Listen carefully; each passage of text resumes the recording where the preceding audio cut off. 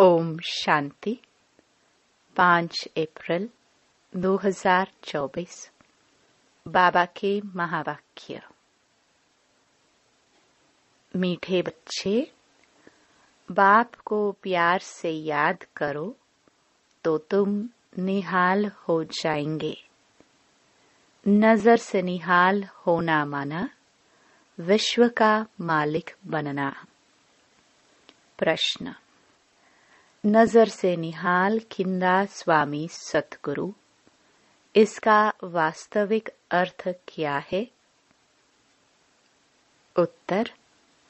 आत्मा को बाप द्वारा जब तीसरी आंख मिलती है और उस आंख से बाप को पहचान लेती है तो निहाल हो जाती, अर्थात सद्गति मिल जाती है।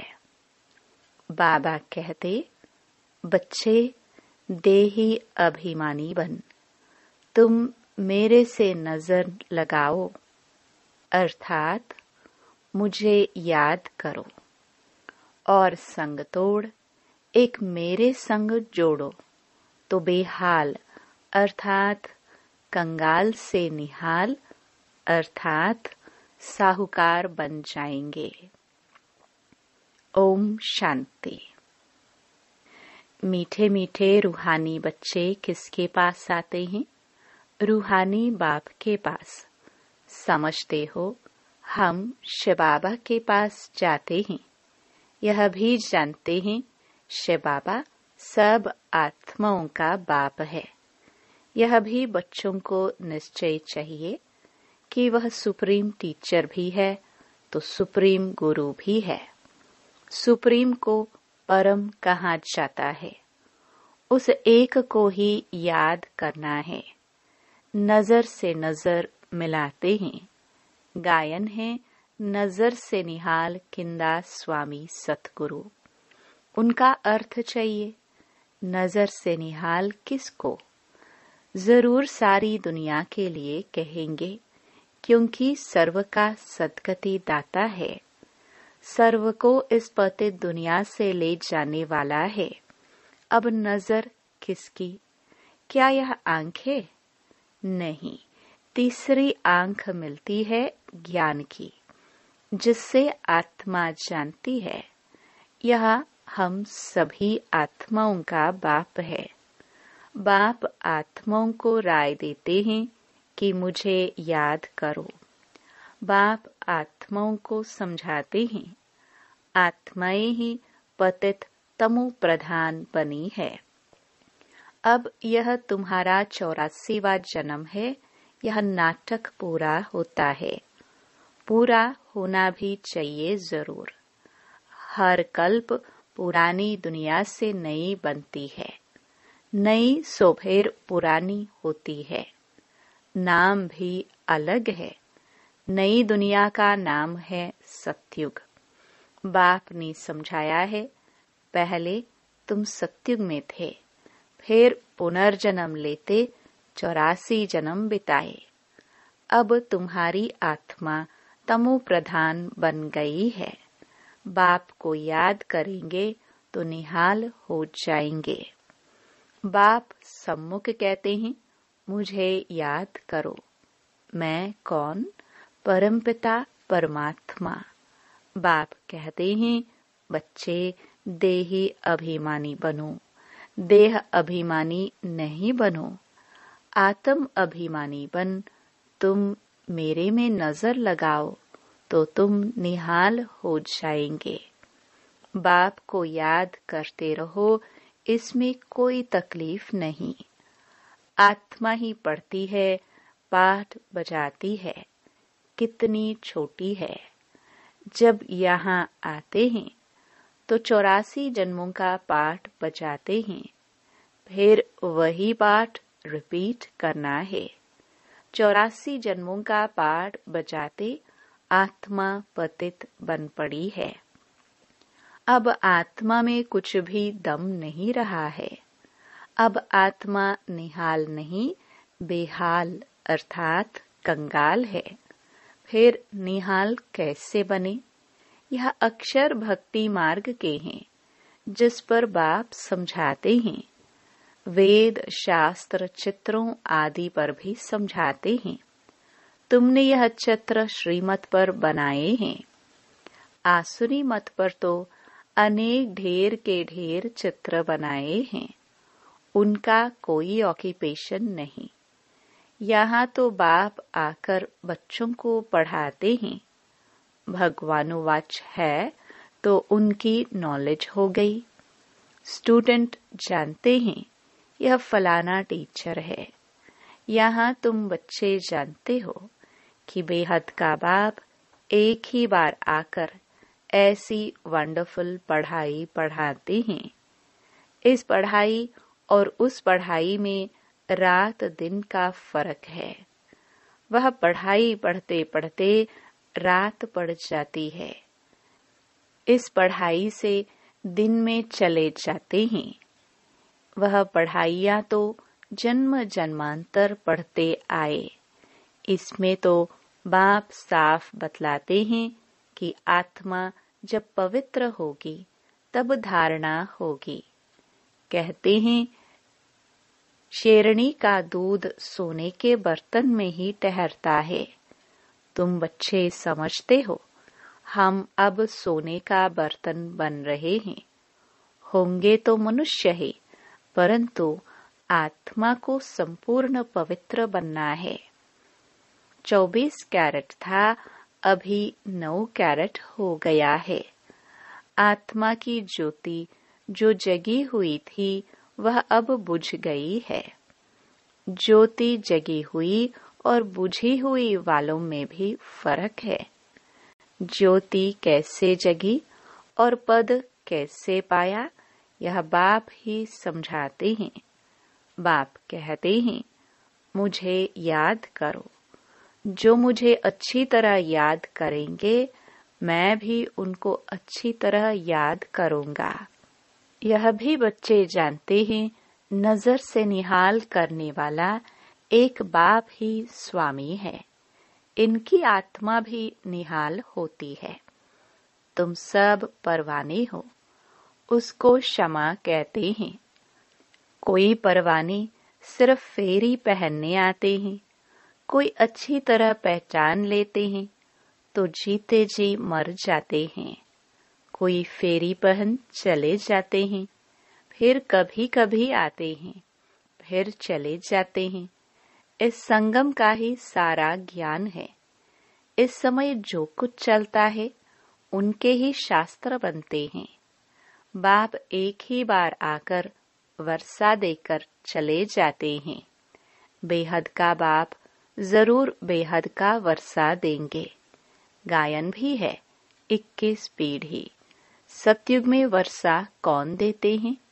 भगवान रचयिता ही आधा कल्प के लिए वर्षा देते हैं रचना को।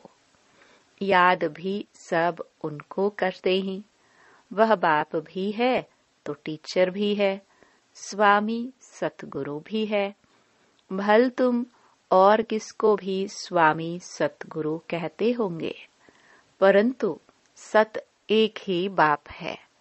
ट्रुथ हमेशा ही बाप को कहा जाता है। वह ट्रुथ क्या आकर करते हैं? वही पुरानी दुनिया को सचखंड बना देते हैं। सचखंड के लिए हम पुरुषार्थ कर रहे हैं। जब सचखंड था तो और सब खंड नहीं थे। यह सब पीछे आते हैं। सचखंड का किसको भी पता ही नहीं। बाकी जो सब खंड है उनका तो सबको मालूम है। अपने अपने धर्म स्थापक को जानते हैं। बाकी सूर्यवंशी, चंद्रवंशी और इस संगमयुगी ब्राह्मण कुल को कोई जानते नहीं है। प्रजापिता ब्रह्मा को मानते हैं। कहते हैं हम ब्राह्मण ब्रह्मा की औलाद है, परंतु वह है कुख वंशावली। तुम हो मुख वंशावली। वह है अपवित्र, तुम मुख वंशावली हो पवित्र। तुम मुख वंशावली बन फिर चीची दुनिया रावण राज्य में चले जाते हो। वहां रावण राज्य होता नहीं। अब तुम चलते हो नई दुनिया में। उनको कहते हैं वॉइसलेस वर्ल्ड। वर्ल्ड ही नई और पुरानी होती है। कैसे होती है यह भी तुम जान गए हो। दूसरा तो कोई की बुद्धि में नहीं है। लाखों वर्ष की बात को कोई जान भी न सके। यह तो थोड़े समय की बात है। यह बाप बैठ बच्चों को समझाते हैं। बाप कहते हैं मैं आता ही तब हूँ जब खास भारत में धर्म ग्लानि होती है। दूसरी जगह तो किसको पता ही नहीं कि निराकार परमात्मा क्या चीज है। बड़ा बड़ा लिंग बनाकर रख दिया है। बच्चों को समझाया है आत्मा का साइज कभी छोटा बड़ा नहीं होता है। जैसे आत्मा अविनाशी है वैसे बाप भी अविनाशी है। वह है सुप्रीम आत्मा। सुप्रीम माना वह सदैव पवित्र और निर्विकारी है। तुम आत्माएं तो निर्विकारी थी। दुनिया भी निर्विकारी थी।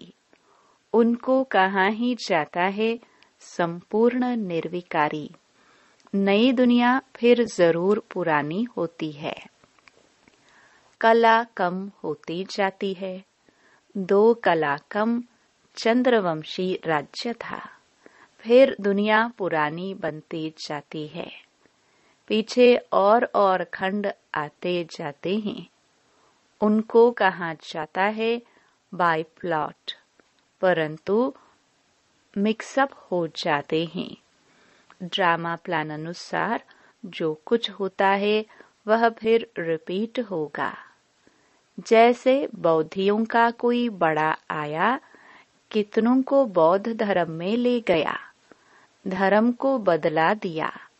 हिंदुओं ने अपना धर्म आपे ही बदला है, क्योंकि कर्म भ्रष्ट होने से धर्म भ्रष्ट भी हो पड़े हैं। वाम मार्ग में चले गए हैं। जगन्नाथ के मंदिर में भी भल गए होंगे, परंतु कोई का कुछ ख्याल नहीं चलता। खुद विकारी हैं तो उन्हों को भी विकारी दिखा दिया है। यह नहीं समझते कि देवताए जब वाम मार्ग में गए हैं तब ऐसे बने हैं। उस समय के ही यह चित्र है। देवता नाम तो बड़ा अच्छा है। हिंदू तो हिंदुस्तान का नाम है। फिर अपने को हिंदू कह दिया है। कितनी भूल है। इसलिए बाप कहते हैं यदा यदा ही धर्मस्य।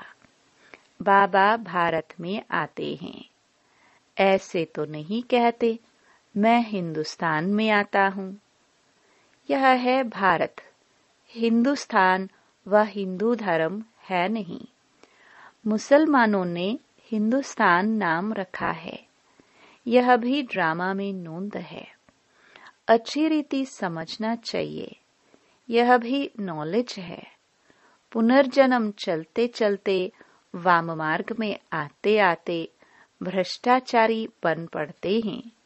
फिर उन्हों के आगे जाकर कहते हैं आप संपूर्ण निर्विकारी हो। हम विकारी पापी हैं। और कोई खंड वाले ऐसे नहीं कहेंगे। हम नीच है अथवा हमारे में कोई गुण नहीं है, ऐसे कहते कभी सुना नहीं होगा।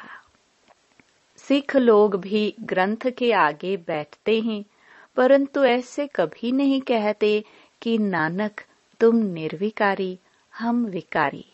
नानक पंथी कंगन लगाते हैं। वह है निर्विकारी पने की निशानी, परंतु विकार बिगर रह नहीं सकते हैं। झूठी निशानियां रख दी हैं। जैसे हिंदू लोग जनेऊ पहनते हैं, पवित्रता की निशानी है। आजकल तो धर्म को भी नहीं मानते। इस समय भक्ति मार्ग चल रहा है। इनको कहा जाता है भक्ति कल्ट। ज्ञान कल्ट सतयुग में है। सतयुग में देवताएं हैं संपूर्ण निर्विकारी। कलयुग में संपूर्ण निर्विकारी कोई हो ना सके। प्रवृत्ति मार्ग वालों की स्थापना तो बाप ही करते हैं। बाकी सब गुरु है निवृत्ति मार्ग वाले। उनसे उन्हों का जोर जास्ती हो गया है। बाप कहते हैं, यह जो कुछ तुमने पढ़ा है उनसे मैं नहीं मिलता हूँ। मैं जब आता हूँ तो सबको नजर से निहाल कर देता हूँ। गायन भी है नजर से निहाल किंदा स्वामी सतगुरु। यहाँ तुम क्यों आए हो? निहाल बनने, विश्व का मालिक बनने। बाप को याद करो तो निहाल बन जाएंगे। ऐसे कभी कोई कहेंगे नहीं कि ऐसा करने से तुम यह बन जाएंगे। बाप ही कहते हैं तुमको यह बनना है। यह लक्ष्मी नारायण कैसे बने कोई को मालूम नहीं है। तुम बच्चों को बाप सब कुछ बताते हैं। यही 84 जन्म ले पतित बने, फिर तुमको यह बनाने आया हूँ। बाप अपना परिचय भी देते हैं तो नजर से निहाल भी करते हैं। यह किसके लिए कहते हैं? एक सतगुरु के लिए। वह गुरु लोग तो ढेर हैं और माताएं अबलाए हैं भोली। तुम सब भी भोलानाथ के बच्चे हो। शंकर के लिए कहा है आंख खोली विनाश हो गया। यह भी पाप हो जाए। बाप कभी ऐसे काम के लिए डायरेक्शन नहीं देते हैं। विनाश तो कोई और चीज उनसे होगा ना। बाप ऐसे डायरेक्शन नहीं देते। यह तो सब साइंस निकालते रहते हैं। समझते हैं हम अपने कुल को आपे ही विनाश करते हैं। वह भी बांधे हुए हैं, छोड़ नहीं सकते। नाम कितना होता है, मौन में जाते हैं, परंतु फायदा कुछ भी नहीं। मीठे मीठे बच्चे, तुम भी बाप से नजर लगाओ अथवा हे आत्माएं अपने बाप को याद करो तो निहाल हो जाएंगे। बाबा कहते हैं जो मुझे याद करते हैं, मेरे लिए सर्विस करते हैं, मैं भी उनको याद करता हूँ तो उनको बल मिलता है। तुम यहाँ सब बैठे हो, जो निहाल हो जाएंगे वही राजा बनेंगे। गायन भी है और संग तोड़ एक संग जोड़ो। एक है निराकार, आत्मा भी निराकार है। बाप कहते हैं मुझे याद करो। तुम खुद कहते हो हे पतित पावन। यह किसको कहा? ब्रह्मा को, विष्णु को, शंकर को नहीं। पतित पावन तो एक है, वह सदैव पावन ही है। उनको कहा जाता है सर्वशक्तिमान। बाप ही सृष्टि के आदि मध्य अंत की नॉलेज सुनाते हैं और सब शास्त्रों को जानते हैं। वह सन्यासी शास्त्र आदि पढ़कर टाइटल लेते हैं। बाप को तो पहले ही टाइटल मिला हुआ है, उनको पढ़कर थोड़े ही लेना है। अच्छा, मीठे मीठे सिखिलदे बच्चों प्रति मात पिता बाप दादा का याद प्यार और गुड मॉर्निंग। रूहानी बाप की रूहानी बच्चों को नमस्ते। धारणा के लिए मुख्य सार। पहला, क्षमा पर जीते जी मरने वाला परवाना बनना है, सिर्फ फेरी लगाने वाला नहीं। ईश्वरीय पढ़ाई को धारण करने के लिए बुद्धि को संपूर्ण पावन बनाना है। दूसरा, और सब संग तोड़ एक बाप के संग में रहना है। एक की याद से स्वयं को निहाल करना है। वरदान। दिल की महसूसता से दिलाराम की आशीर्वाद प्राप्त करने वाले स्व परिवर्तक भव। स्व को परिवर्तन करने के लिए दो बातों की महसूसता सच्चे दिल से चाहिए। एक, अपनी कमजोरी की महसूसता। दो, जो परिस्थिति व व्यक्ति निमित्त बनते हैं उनकी इच्छा और उनके मन की भावना की महसूसता। परिस्थिति के पेपर के कारण को जान स्वयं को पास होने के श्रेष्ठ स्वरूप की महसूसता हो कि स्वस्थिति श्रेष्ठ है, परिस्थिति पेपर है। यह महसूसता सहज परिवर्तन करा लेगी और सच्चे दिल से महसूस किया तो दिलाराम की आशीर्वाद प्राप्त होगी। स्लोगन। वारिस वह है जो एवर रेडी बन हर कार्य में जी हजूर हाजिर कहता है। ओम शांति।